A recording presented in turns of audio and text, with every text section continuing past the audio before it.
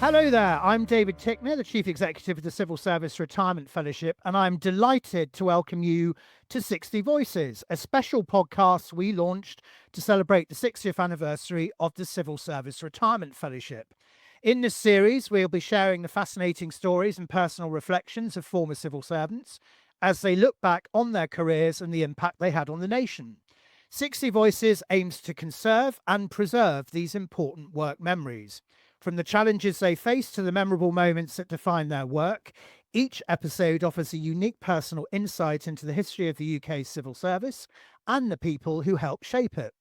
Whether you're a former colleague or someone interested in public service, join us as we explore the voices behind decades of dedication, service, and legacy. Joining me as usual for our journey on the podcast is my friend and co-host Denise Headley. Denise is the CSRF's Deputy Chief Executive and has an extensive background in broadcasting and commentary and runs her own successful weekly podcast on politics and world affairs.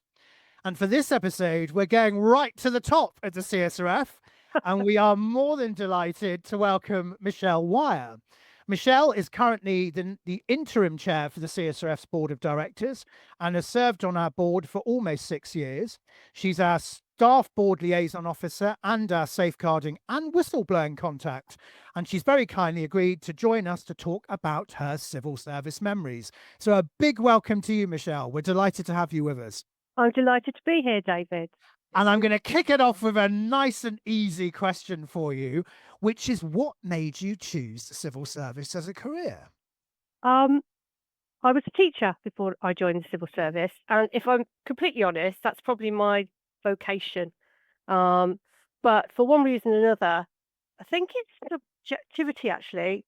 Being a teacher, you're very dependent on how the headmaster sees you, and you won't get on any other way.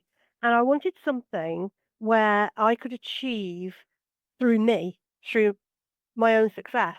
So I looked around. I've always been quite a dedicated public servant, so I wanted something in the public service. Saw the advert, tax inspectors do go to parties, and thought I can do that. I can do that. I can do that. And so applied, did a CISB down in London, which I wasn't very familiar with at the time. Found £30 on Trafalgar Square, a lot of money in 1990, and I somehow, by some fluke, got through. Joined the Inland Revenue, as it was then. And the entry process, we've asked a lot of the people who've joined us on the podcast about that, and they've all had different experiences. I mean, obviously, you saw it as an advert, and this is the CISB like the entry exam? Is that the? Yeah, it was, to be honest, it was 2 days of absolute hell. I came out of that meeting feeling like I'd been put through an old-fashioned mangle, and I could barely speak. My brain had been squeezed dry, which to me meant that it was a really effective process. It tested you on absolutely everything without you realizing what it was testing you for, I think. So you had interviews, you had exam papers, you didn't know any of the questions. One of them was about or write about 2 people that have been your key influences in your life. Then you had to argue a point with someone. I remember I did paying for museum entry. And so, you had meetings where you had to, so it put you into every kind of situation. It was really challenging.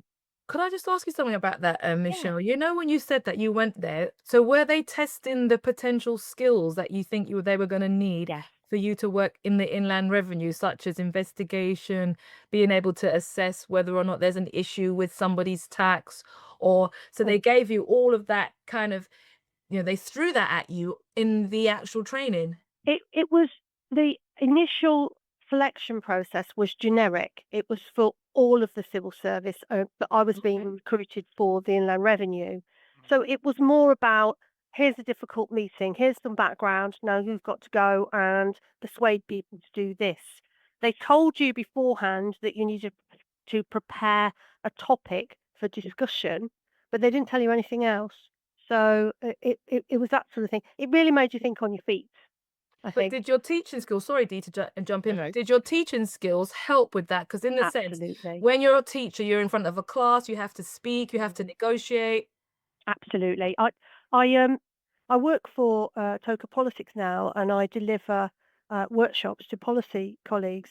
And the ones who have been teachers, I always say to them, teachers make great civil servants because they're assertive. They have to be assertive with the children, and they're good communicators for exactly the same reason. So a lot of my the skills that I'd learned through teaching and through previous voluntary work really well in the civil service environment. And when you were doing this 2 day, was it you and how many people? Lots, anybody wanting to join the civil service? Or Yeah, I think I was with about, I want to say 8, but it could be 6 other graduates who were being assessed at the same time. and did you Yeah. all get through though? Did you see these other 6 in Never your saw them again. never saw them again? No. No, strangers. We passed like ships in the night, as it were. You might see them at a network group, Michelle, when you're doing some other I work. wouldn't. It was so long ago now, Denise. I wouldn't remember them. Alarmingly, I'm thinking to myself, maybe some of them are dead. Who knows? You never know, do you? Sad but true. I wouldn't recognise them. How long did you have to? I mean, you went through your whole entry process. Yeah. How quickly did they let you know that you've been successful? Did they give you an Um, instant reply, or did you Yeah, then? reasonably quickly. And then, because I was a teacher, I worked to the end of the summer term. Yeah. I had a week off, and then I started on the 23rd of July 1990 in the Inland Revenue at Bletchley Park. And my first memory is, well, not Bletchley Park, but Bletchley. Yeah. My first memory is I couldn't get in. I had to go and find a phone box because they didn't have mobile phones Yeah. and phone the name on the letter and say, I can't actually get into the building. Security man won't let me in. So that was Of your ID, Michelle. um I had the letter, but they weren't they just no, yeah, I got one of the jobs words, I think. They were mortified. But anyway, I did get in and I made some great friends. And obviously you started in Bletchley, but did you? I mean, given that obviously HMRC or Inland Revenue, as it was then, is one of the biggest departments, if not perhaps the biggest, I think, in the civil service. Did you? How wide a footprint did you work across the UK? Was it Well, all I over? moved.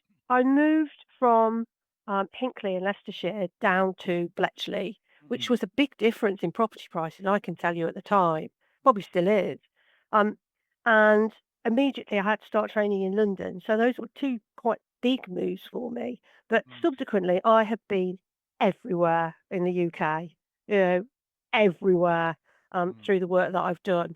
Um, and I was, it was almost like the film Planes, Trains and Automobiles with John Candy, bless his soul.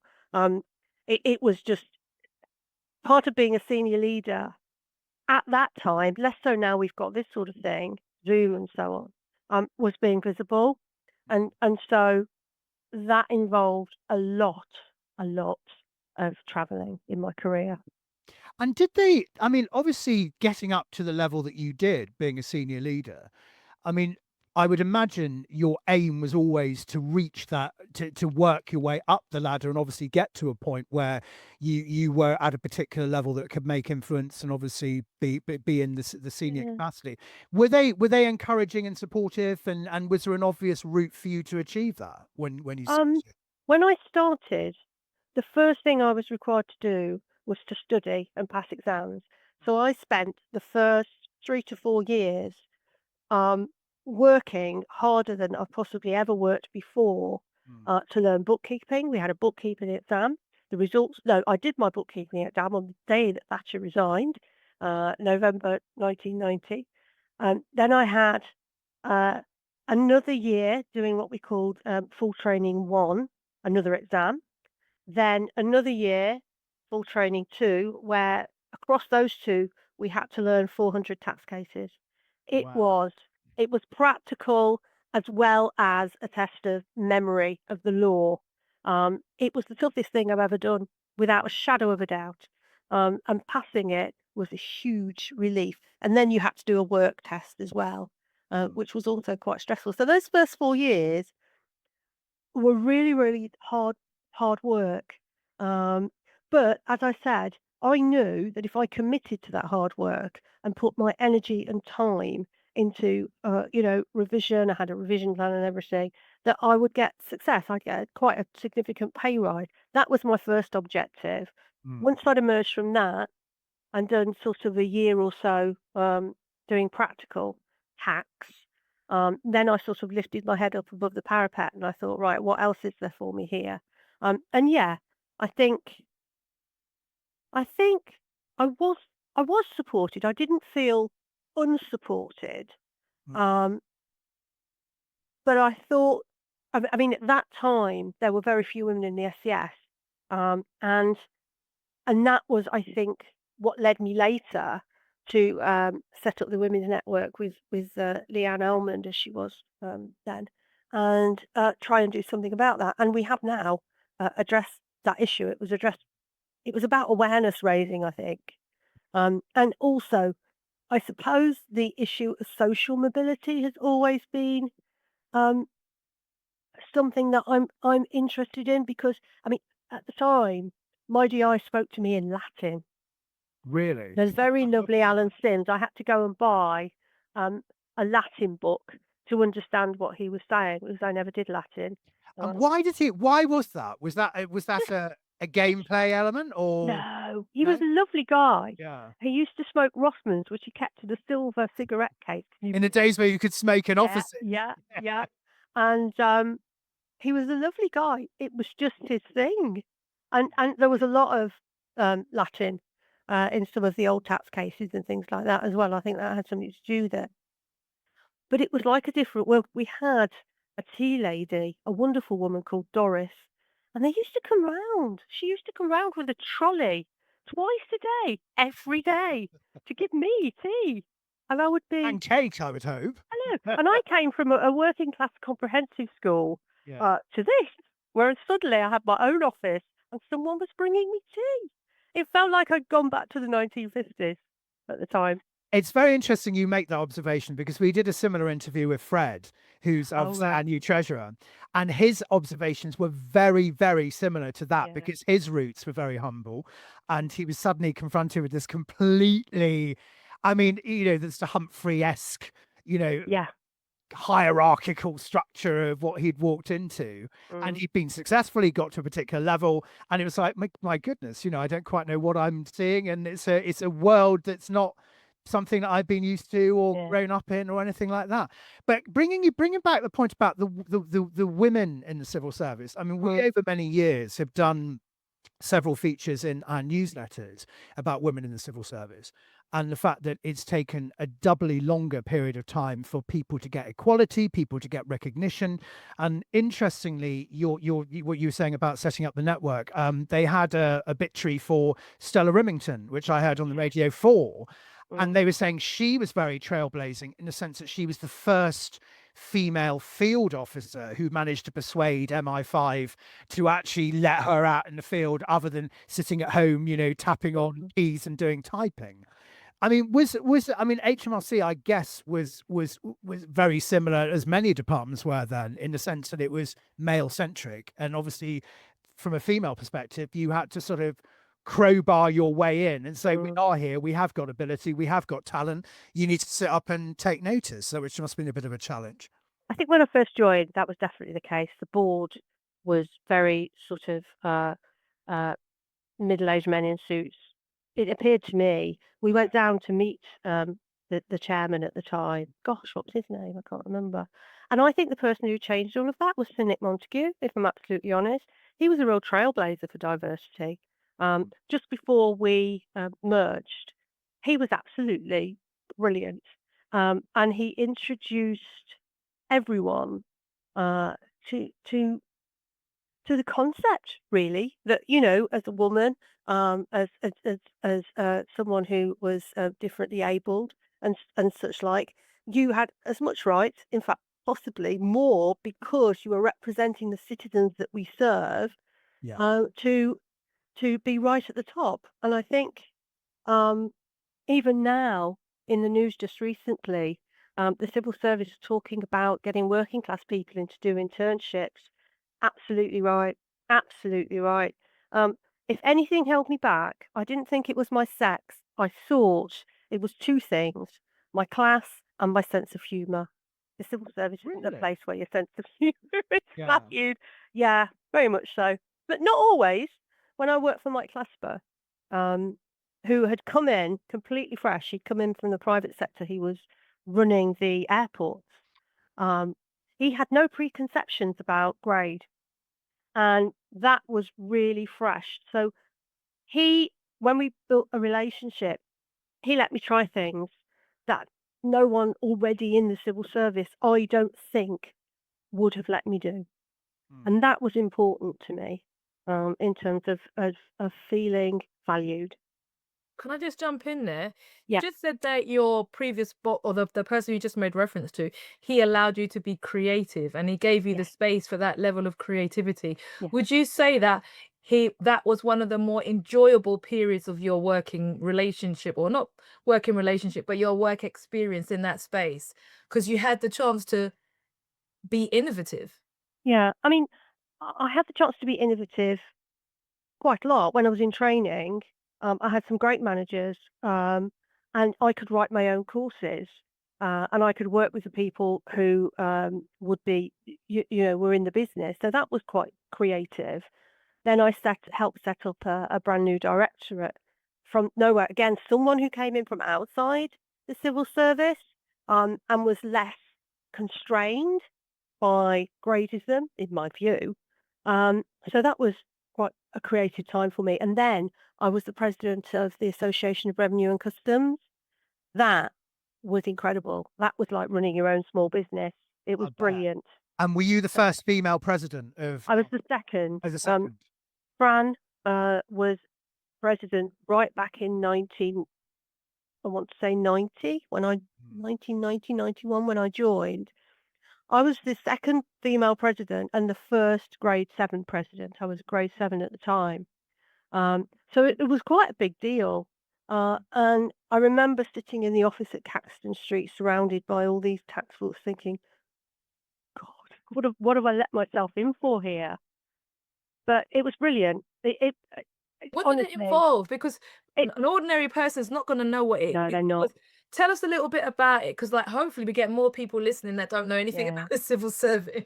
Yeah. Well, ARC is one of the two unions that HMRC recognises. The other is PCS, which people we might be more familiar with.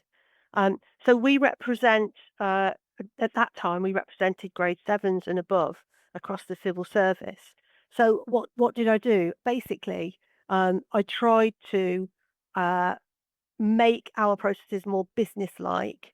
Our big service was personal casework, so helping members who had issues with the people that they work with, normally their managers, I have to say, but other issues as well, or maybe they were the ones being accused. So we had that side of things. Mm. We had relationships with the business leaders. So in my time, that was Sir Paul Gray, wonderful man, who is also, is he one of our, He is. He's on the vice president list. Yeah, you're quite one of right. our vice presidents. Yeah. So he is absolutely wonderful. And he actually asked me to get involved quite closely with reviewing papers, and that sort of thing. So there was that sort of relationship across the department, representing our members' interests. Then there was running the committee itself, allocating responsibilities, visiting members. And I was terrified of that because we have some seriously intelligent people in HMRC, and I was so sure I was just going to be tripped up at every turn. But what you forget is that you will always know more than them because you know what's going on. And someone in Hull who may have a brain the size of a planet doesn't. So they need to know from you exactly what's happening. So the members themselves were really, really supportive as well. So it, and then we had a newsletter to produce, and David will know how much is involved in doing all of that sort of thing. Is it still Um, going? yeah, definitely. I was actually out last week with, I don't know what the collective noun is for a bunch of former presidents, but we went to lunch. So, and now we've had two more female presidents since me. Vicky, who I worked with closely at the time, who says, I inspired her. So that's the reason why, women and other minority groups need to get, well, women, are they minority groups anymore? Not sure about that. But anyway, need to, seek role models That's the important thing. So that's what I did at ARC. I also did treasury subcommittees. I spoke at 3 trade union congresses, which, I led a conference and delivered a keynote speech at the dinners. So it was pretty full on some days, but it made me into the person that was ready One to of the take on things that job. One of the things I enjoyed reading when I read through your questions, and I noted to David, I said you're very proactive in your retirement. I think that's a very important message to hammer home to anyone who's listening about the importance of being proactive. But something you said at the beginning, and I just want to juxtapose it with some of the other things you said. You said one of the reasons you left teaching is because it depended on how the headmaster saw you, depending on your success. And given all the things you were able to achieve in HMRC, to me, that was a very clear, you've been that basically. And Mm. it wasn't about then how people saw you. Yes, there were issues around class, but you weren't constrained in the way you were in teaching. So to me, HMRC helped you blossom in a particular way. Would you agree with that? I would agree with it. And I think part of that is to do with the size of the department, which David alluded to earlier. In HMRC, you start in tax, but you can go anywhere. It's such a huge department. I used to liken it to a sort of conglomerate of companies because we have personal tax, which is all about everyone's pay as you earn, their benefits, that sort of thing. And then we have sort of different, we have large business service, which is all about corporates, small businesses. We have benefits and credits as well, child benefit and the tax credit system. So we're huge. So you can move around wherever you want to go. I also did a spell in policy work as well, which taught me an awful lot. I actually drew up a budget measure. How many people can say that in their lives? So it was a much bigger environment once you were prepared to allow yourself to move. And I think that's still what holds a lot of people back. They think, "Oh, I can't do that. I live in Newcastle." Yes, you can.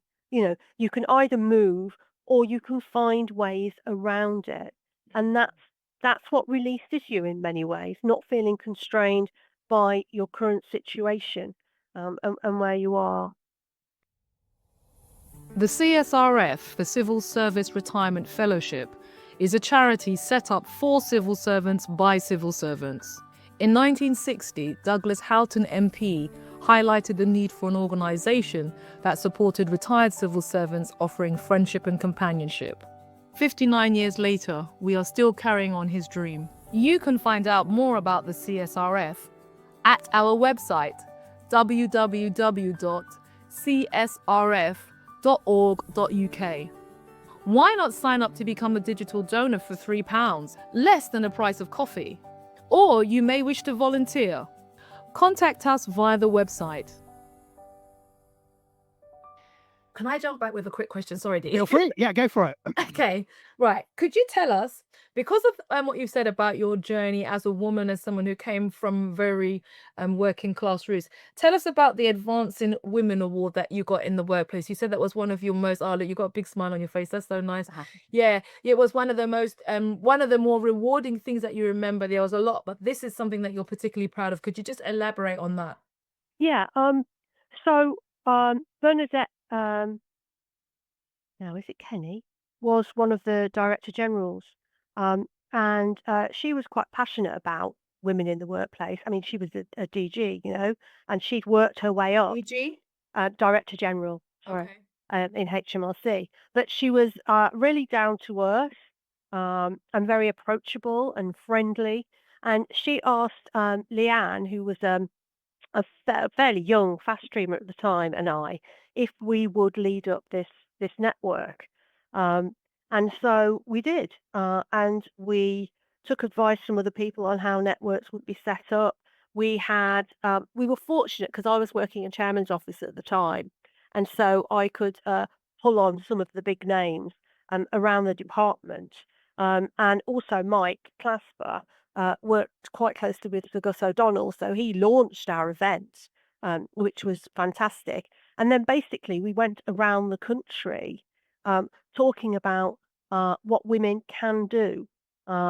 and the opportunities that are available to them. And we had very practical women's workshops. I was looking through one the other day about how to almost how to think differently about yourself, be more assertive, how to prepare um, and choose your career structure rather than letting things happen to you. And after a while, um, we Bernadette said we should go for advancing women in the workplace. So we did the pitch um, because we'd already seen a move, a shift.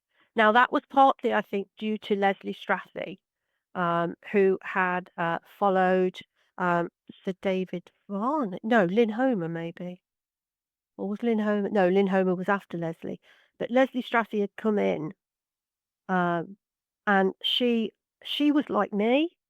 You know, she was a working class gal I from remember meeting her at Strathclyde. Civil Service Live Yeah, years ago, about 2010, 2011. She did a whole tour of the event and exhibition, and she made a point of visiting every single stand yeah. and finding out what was going on, what it was all about, in the days where people had the time and were ability and wherewithal to actually do that. So she was absolutely charming to talk to, and very friendly and very approachable as well, I thought. She had a great sense of humour. I went on a visit with her. I think she'd been in a week, and she was exhausted because she'd spent the previous evening with her former colleagues dancing practically all night to ABBA. And I thought, this is the woman I can work with. And I did. You know, she'd one Christmas, Dave Hartnett and Mike Clasper and her came down to the sort of, centre of HMRC Christmas party. And Leslie was wearing her cowgirl hat, and I bought flashing ties for Mike and Dave. Mike was quite happy to wear them. Dave, less so. But, it was that sort of personal touch. And the fact that you could look up and think, yeah, yeah, I recognise myself in you, Leslie. So that she didn't give us any direct help because she didn't want to be seen as someone who was, if you like, a figurehead. She wanted us to do that. But she didn't discourage us, and she was fantastic, I have to say. A really great leader who took us forward through some quite difficult times. But anyways, so we got to the final, and I thought we're never going to win. HMRC never win anything. Um, and I think it was Naga Munchetti who was giving the awards away. And we won, and we were shrieking like banshees. And she said, I've never seen anyone so excited to get an award. I said, well, you don't understand. HMRC are like Millwall. Everyone hates us, but we don't care. But it was an absolutely brilliant night. And we gave the award to Bernadette, who kept it on her desk until she left HMRC, I think. So the three of us worked really, really well together. And we learned from other networks across the department. And I was involved in other networks across the department as well. It was a great time, and I really enjoyed it. It's quite difficult because after I'd done all of that, almost without realizing it, I was the figurehead. Do you know what I mean? And that's weird because you don't think of yourself like that. You just think, well, I'm doing this because it's the right thing to do. You don't think then people will look at you as and I had so many requests for mentoring, which I've always done. And tried to help people move on and find themselves whilst they're doing it, help them to be authentic, look at their past Mhm. experiences and see how that has shaped them and where that will take them, give them practical interviews to get them, applying for jobs, review their applications, that kind of thing. Very, very practical help. Does that still exist now, do you think? I mean, from what you've heard, because obviously all of what you've said is amazing in terms of the experience you had, the Mm. lives you influenced, the ability you had to shape things. Is it the same now, or from what or do you think that the civil service now should actually take a look backwards, perhaps at how it operates, and not lose sight of some of what made it great, 10, 15 years ago, 20 years ago, in terms of how it approaches its supportive staff, the importance of the networks, importance of all of those sort of things? I think there's two things for me. The hidden ism, which is gradeism, which I abhor, which the civil service has never really tried to tackle Mhm. because, of course, it doesn't benefit those at the top to do that. And the other thing is succession planning. There have been any number of female DGs, uh, director generals or permanent secretaries. Leslie being one of them, Lynn Homer being another, Melanie Dawes. But the problem is, who comes directly behind them? Where is the succession Mm. of female and diverse leaders? And that's where I think the civil service hasn't really cracked it yet. I think they're still doing brilliant work in terms of leading the way on diversity, the civil service. But there are some things I still don't think they've cracked. The mother issue is another one. It's so hard for women coming back from having children to pick up their career again and move on, and it should not be like that. Mm. We did a specific piece of work around that in the Women's Network around um, making sure that women knew we were there to support them into the transition back to work. So, for example, a lot of women, when they went off to have children, they came back and their job wasn't there anymore. They've been told it would be before other people, had people covering their job who then weren't very happy when they were told, they couldn't have it. They didn't receive enough support in getting new roles. It, it, I don't think that's been correct at all, if I'm honest. And in terms of, obviously, a lot of what you were doing was relating to HMRC, but you mentioned that you had some cross-departmental. Mm. Were other departments learning from the work that HMRC did in terms of how they approach things like that? Because it Yeah. strikes me, obviously, as a bigger department, you like almost like the senior partner. Mm. So some of the smaller departments could obviously learn an awful lot from some of the work that you did and undertook, and obviously influenced and inspired other people to follow suit within their own departments. I think one of the things I did when I first came down to London in the year 2000, um, I joined the adjudicator's office, which is basically about complaints. It's complaints work. But you do get a really sort of helicopter view of all the government departments. You work with the parliamentary ombudsman, um, and you get an overview of what the department does as well. So you start to look out. This is what I say about people being constrained about what's in front of them instead of taking the opportunities to look further. And my involvement in the union, I think, was critical in terms of my relationships with other government departments. That role, and I would encourage, number one, everyone to join a union, and number two, become actively involved, which is what I did. I thought, I'm paying this money. I want to get actively involved to make sure it's well spent.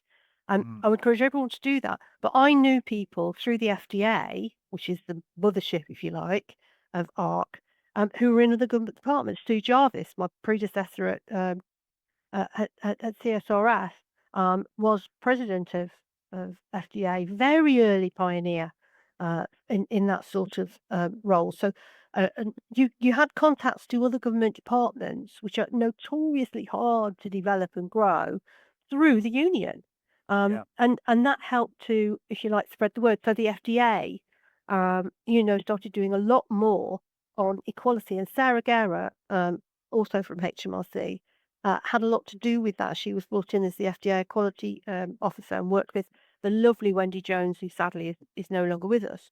Um, but it sort of, moved through the union as well. So that's how we we touched, if you like, other government departments. But Mhm. the other thing is, when you win an award, other government departments want to know what you're doing, Yeah. and they'll ask you to come and speak to them, and so on and so forth. So we did it that way as well. But the union was critical Mhm.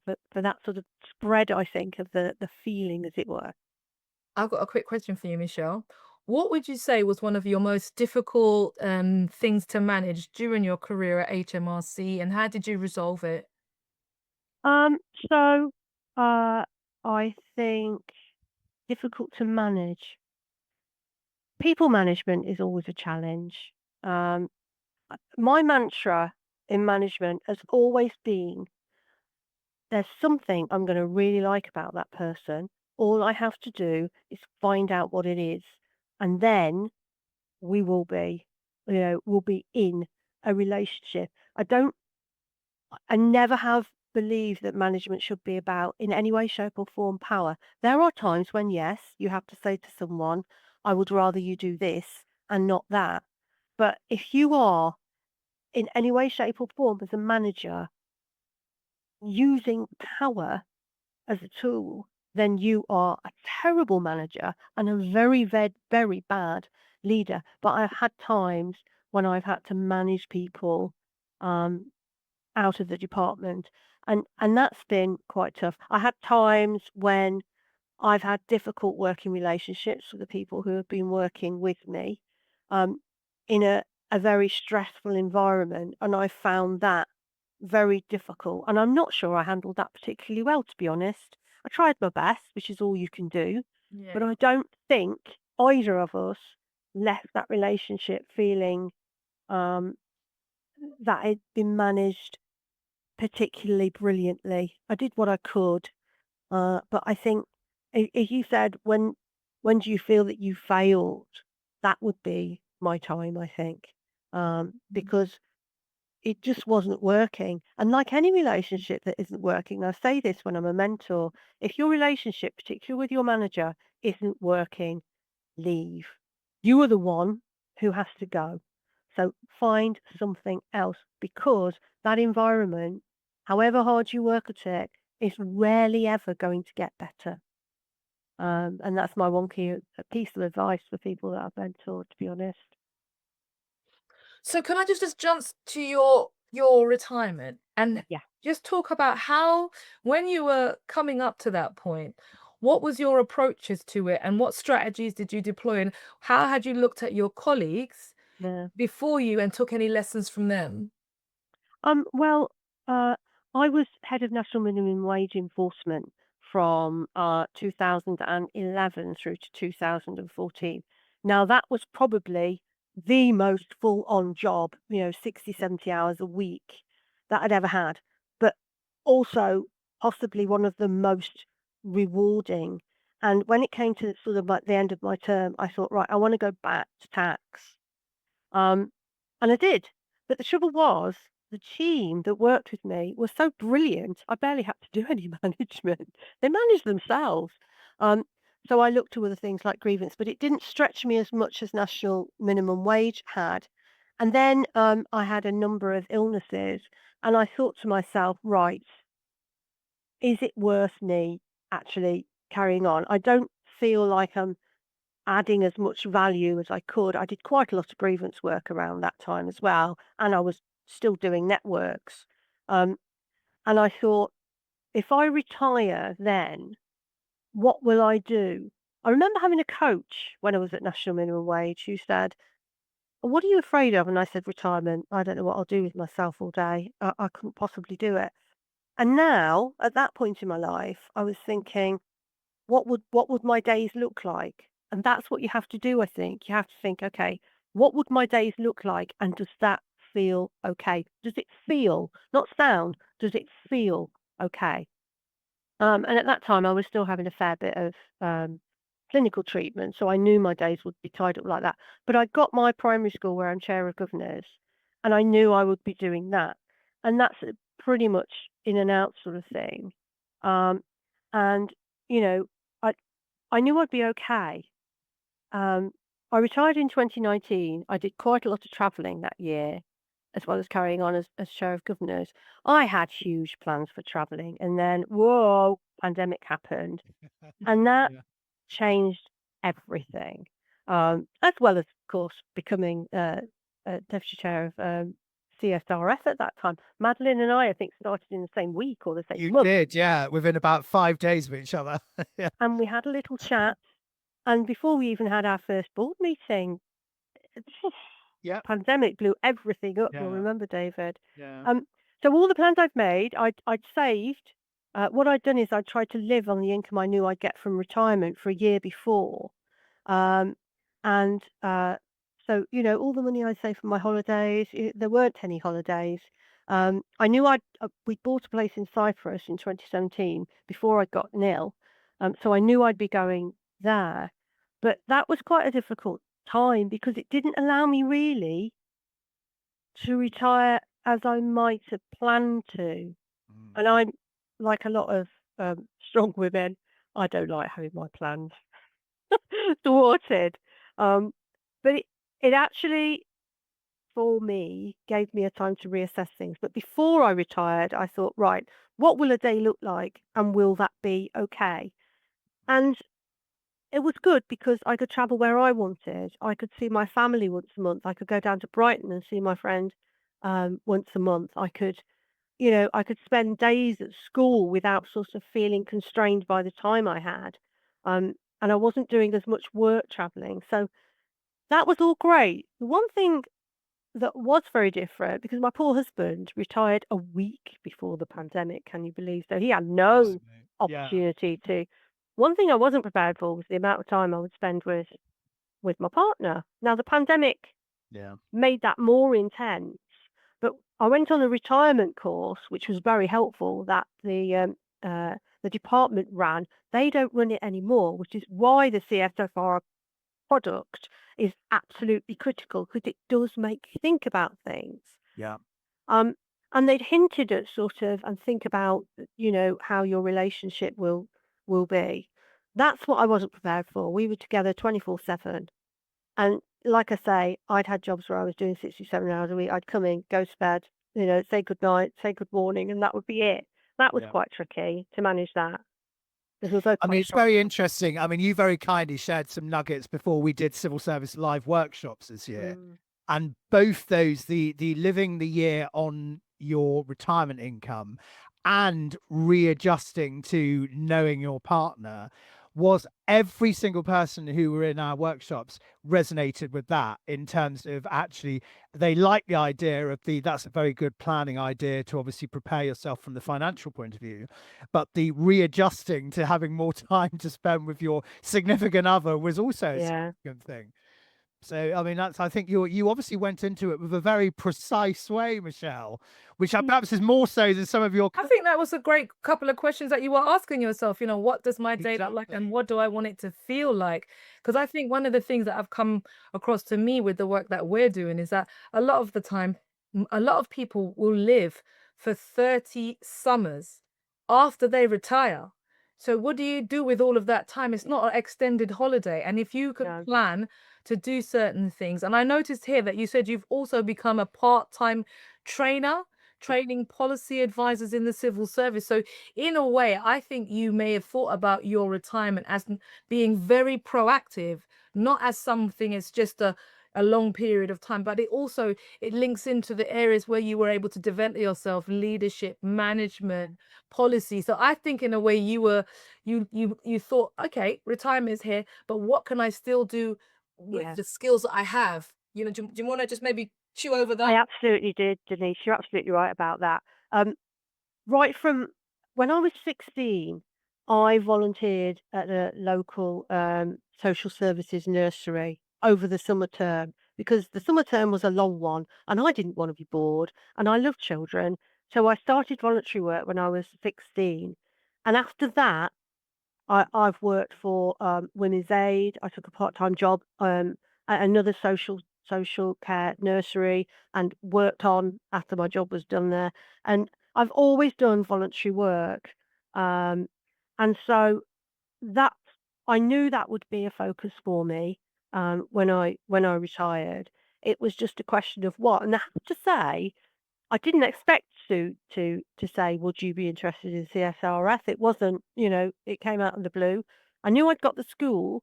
Tony Shaw phoned me up from what was then Dodds and said, "Would you be interested?" Having seen my profile on LinkedIn. So there's another top tip: make sure you get your profile on LinkedIn. You never know who's going to see it and offer you a job. You can say yes, you can say no.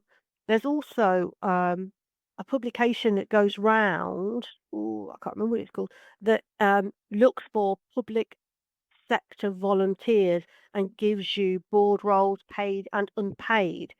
Anybody who's interested in taking on leadership should get themselves onto that subscription list because I know a few friends who got roles as a result of that, and it gives you that little bit of pocket money as well as keeping your mind ticking over, and that's important. when you retire. But yeah, principally, I wanted to do more volunteer work. Um, cats, I'm the treasurer for our local cats protection. Um, that was an active choice because my father was a lorry driver, and then he worked in the quarry, and he used to look after the feral cats there, and he'd take cans of food and what have you. And so it's a bit of a tribute to him. I love cats, but it's a bit of Me a too. tribute to him as well, you know. I'm sort of carrying on that family legacy and making That's sure what that I was gonna cats ask you are about. okay. You know, you really I think this is probably the first time, I don't know about David, but it's the first time that we did have a meal when we were, on a Yeah, kitchen yeah. and everything, but it's like the first time we had a bit of chance to just dig a little bit deeper.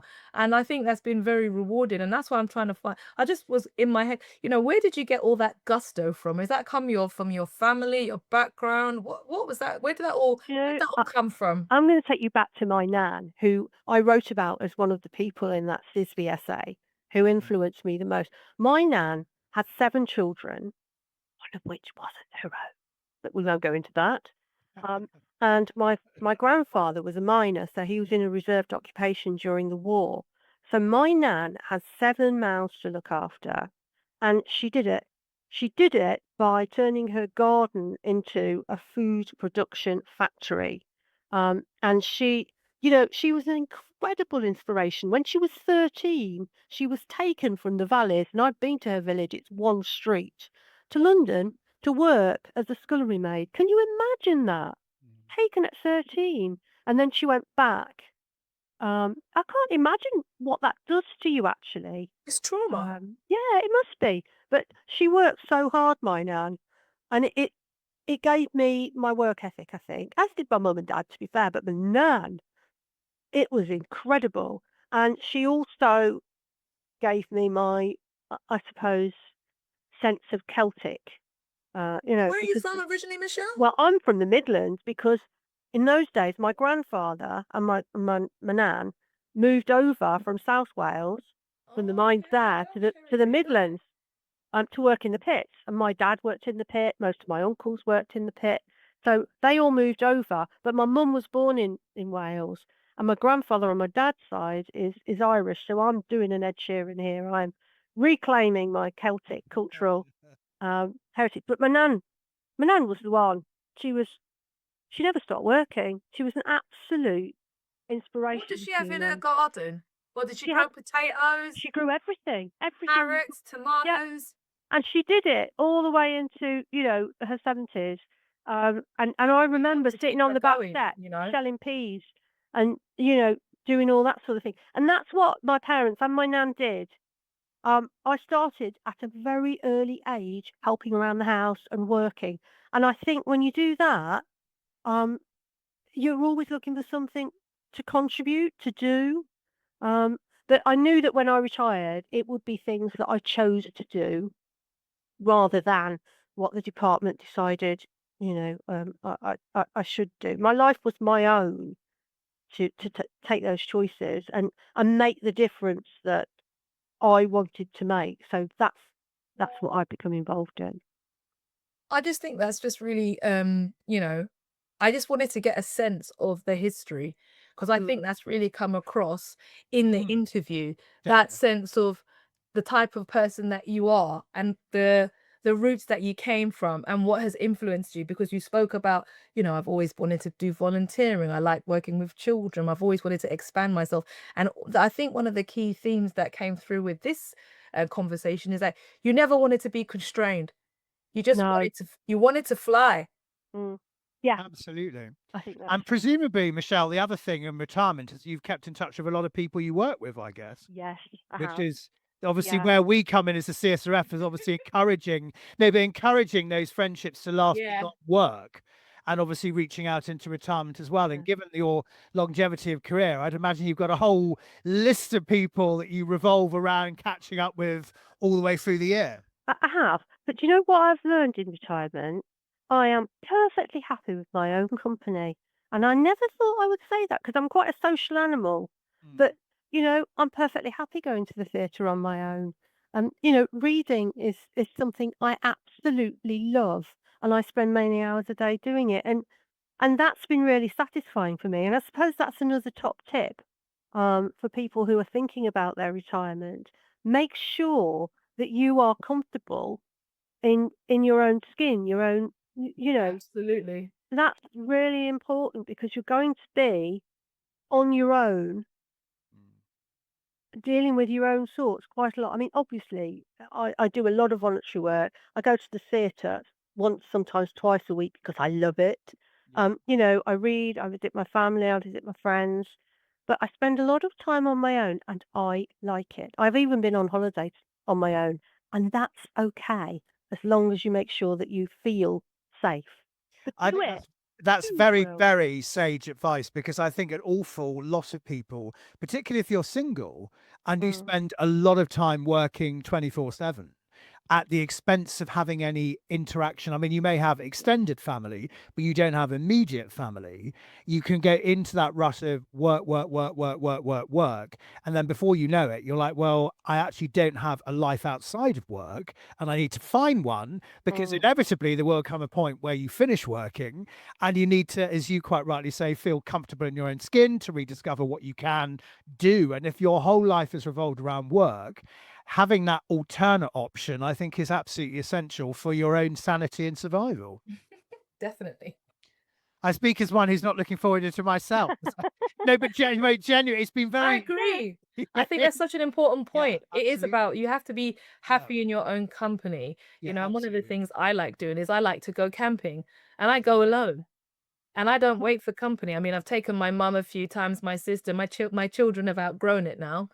But I still go, and that's one of the things that I enjoy doing. And one of the other areas I thought I would investigate for myself is joining a choir because I like singing. yeah. I love singing as well. Karaoke, I right love up a bit of there is one of my karaoke as well, Mhm. exactly. So, I like to sing, and then when you're with a choir, you go and practice in the week. So I'm thinking like, you'd go and practice and maybe you go and do like some shows at some old people's home or something like Mhm. that with the rest. So to me, that those are the areas that I want to look at for my retirement. Definitely joining a choir. Mm, About you, Michelle, how's your singing voice? it's brilliant. When I got married, I my sort of hen party, for want of a better expression, was a sing along of Sound of Music. Oh, wow. Oh yeah, we all got dressed up as nuns and off we went, and we went to the sing along of Sound of Music, and one of my friends won best nun. I had a competition, but I love the Sound of Music. I love singing. Why would you not combine those two I think and I'm right do in it? saying we share an anniversary with The Sound of Music, as it's their Yes, 60th that's right. anniversary as That's well. Well right. done. So Yeah, there you go. that's right. That's Let me right. just put Yeah. some emojis up there for that now. It Yeah, might be yeah, yeah. yay! No, that's There you right. go. I love Absolutely that. that. I mean, one of my favourite film moments of all time is when Christopher Plummer rips down that Nazi flag and tears it up, and my heart flutters. It's everything I am, that moment. Oh. Yeah, And that is actually your heart fluttering, Michelle, is an yeah. appropriate, since we've almost reached the top of the hour. Seems Okay. a nice upbeat end point I have to say, it did not feel like an hour at all. No. And it was That was cool. I lovely, really enjoyed it. Thank absolutely you. lovely to find out more about you. And also we're extremely grateful for you giving your time and being very open and upfront Mm. about everything you're saying as well. I think, certainly from my point of view, I leave knowing a lot more about you than I have done in probably 5 to 6 years of working with you on the board. But it's never too late to get to know somebody in a better way. But Absolutely. aside from saying thank you, we're just going to do the wrap remark. Just so if you just stay put just for a moment. So just to say, obviously, a huge thank you to Michelle for joining us on our 60 Voices, and we hope you enjoyed listening to the episode. You can check out all the other episodes on the CSRF's YouTube channel and find out more about the CSRF via our website, www.csrf.org.uk, which has full details about charitable services, how you might want to get involved as a volunteer, and how you can donate to our Diamond Anniversary fundraising appeal, since we are celebrating 60. But if you'd like to be interested in becoming a guest on a future episode, then we'd love to hear from you. You can email us directly using the inquiries at csrf.org.uk. But until the next time, goodbye for now. Thank you. Bye. The CSRF, the Civil Service Retirement Fellowship, is a charity set up for civil servants by civil servants. In 1960, Douglas Houghton MP highlighted the need for an organisation that supported retired civil servants offering friendship and companionship. 59 years later, we are still carrying on his dream. You can find out more about the CSRF at our website, www.csrf.org.uk.